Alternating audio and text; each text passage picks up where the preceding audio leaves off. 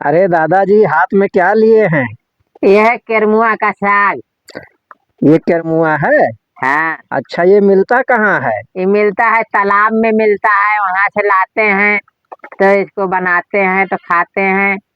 अच्छा, इसका साग कैसे बनाया जाता है? इसका साग बनाया जाता है, मिर्चा, लहसुन, धनिया सब पीस के नाते हैं, छौंकते हैं, तभी बहुत मजा आता है, चटपटेदार बनता है।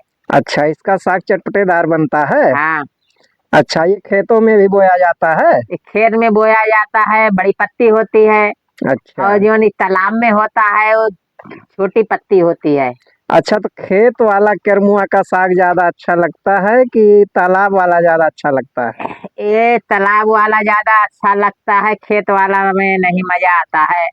इसलिए इसको हम ले जाते हैं, इसको खाते हैं, बनाते हैं, बहुत मजा आता है।